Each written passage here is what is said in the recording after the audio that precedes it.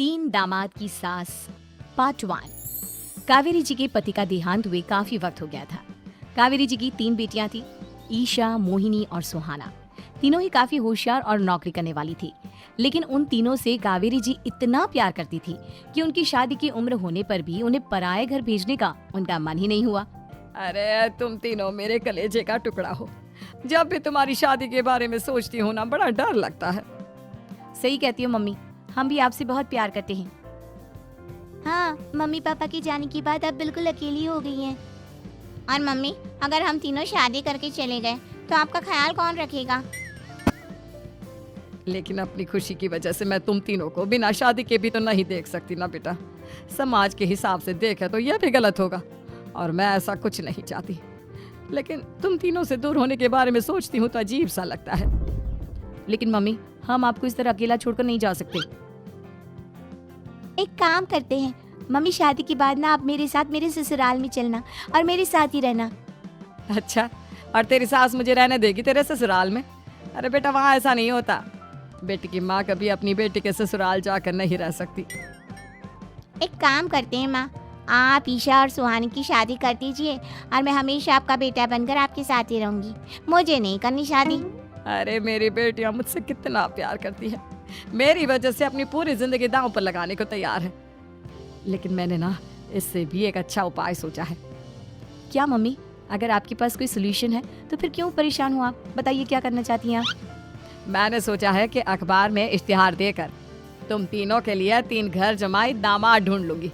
वैसे भी नौकरी तो तुम तीनों अच्छे से कर लेती हो, कमा भी अच्छा खासा लेती हो। कोई भी लड़का तैयार हो जाएगा तुमसे शादी करने के लिए। अरे मम्मी, ये हुई ना बात। इससे हमें आपसे दूर भी नहीं जाना पड़ेगा और आपको अकेला भी नहीं रहना पड़ेगा। हाँ मम्मी, ये बहुत अच्छा तरीका है। मैं तो कहती हूँ आज ही अखबार में ऐड निकलवा देते हैं। बिल्कुल, आज ऑफिस जाते वक्त मैं ये काम कर दूंगी। और कुछ ही दिनों के बाद कावेरी जी को 3 घर जमाई दामाद विवेक, सुमित और अविनाश मिल जाते हैं और वो उन तीनों लड़कों से अपनी तीनों बेटियों की शादी करवा देती है। शादी के कुछ दिन के बाद, अरे अब शादी हो गई, छुट्टियां खत्म, तुम तीनों जाकर नौकरी करो, कुछ काम करो। अरे मम्मी जी, कमाल करती हैं आप।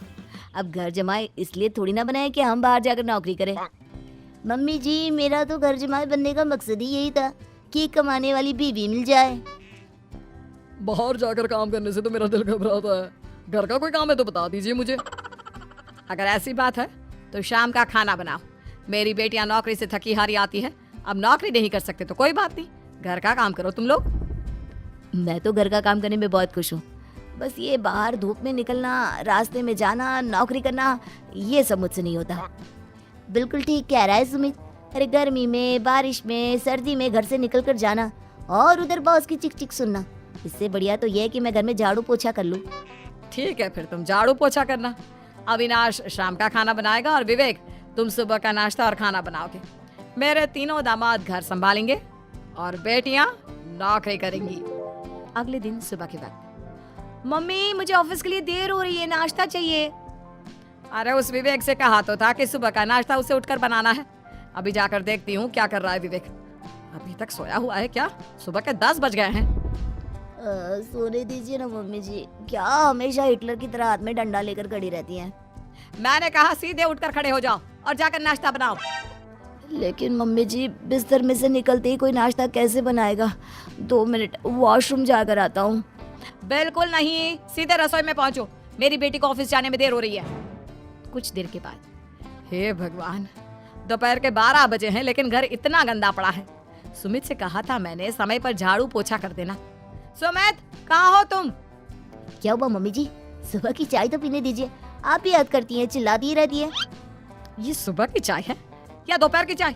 अगर तुम 12 बजे उठकर सुबह की चाय पियोगे तो क्या शाम का खाना रात के 3 बजे खाओगे? मम्मी जी चिल्लाइए मत, बताइए बात क्या है? अरे 12 बज चुके हैं, अभी तक झाड़ू पोछा नहीं हुआ। घर में देखो कितनी गंदगी है। अच्छा, तो आप इसलिए परेशान हैं। वो क्या है ना मम्मी जी, आज मेरे हाथ में दर्द हो रहा है। रात को उल्टी करवट से सो गया था, हाथ हिलाया भी नहीं जा रहा। कौन से हाथ में दर्द है दामाद जी? इस सीधे हाथ में मम्मी जी, हाथ हिल भी नहीं रहा है। विवेक, सुन लिया तुमने? सुमित के हाथ में इतना दर्द है कि बेचारे का हाथ भी नहीं हिल रहा। आज तो ये खाना भी नहीं खा पाएगा, तो एक जन का खाना कम ही बनाना। ठीक है मम्मी जी। अरे नहीं नहीं मम्मी जी, मेरे कहने का मतलब वो नहीं था। मेरा मतलब है खाना तो खाऊंगा ना। अरे लेकिन कैसे, हाथ तो हिल भी नहीं रहा है। अरे मम्मी जी, आपको ना किसी जेल में जेलर होना चाहिए था। बेकार में हमारी सास बनकर जिंदगी खराब करी है। अरे लगाता हूँ पोछा। एक बेचारा घर जमाई और कर भी क्या सकता है। शाम को जब ईशा, सुहाना और मोहिनी ऑफिस से लौट कर आती हैं, मम्मी, शाम के खाने में क्या बना है? अब ये तो तेरे पति को ही मालूम होगा ना बेटा, उसने ही खाने की जिम्मेदारी ली थी। लगता है मम्मी आपने ये घर जमाए वाला तरीका अपनाकर मुसीबत मोल ले ली है। आपके तीनों घर जमाए कितने आलसी हैं। मेरे वाले को देखो, दोपहर के 12 बजे सुबह की चाय पीता है और काम क्या करना चाहता था? घर का झाड़ू पोछा। मम्मी बता रही थी कि आज उसने घर का झाड़ू पोछा शाम के 5 बजे किया था। अब क्या बताऊं बेटा, सुबह से हाथ दर्द का बहाना करके बैठ गया था। कहता है हाथ में बहुत दर्द हो रहा है, हिला भी नहीं जा रहा। सब बहाने मम्मी। ये तीनों घर जमाए मिलकर ना बस बैठकर खाना खाना चाहते हैं, काम धाम तो बिल्कुल नहीं करना चाहते। अरे लेकिन ऐसे काम नहीं चलेगा ना, मुझे इन तीनों को सबक सिखाना ही पड़ेगा।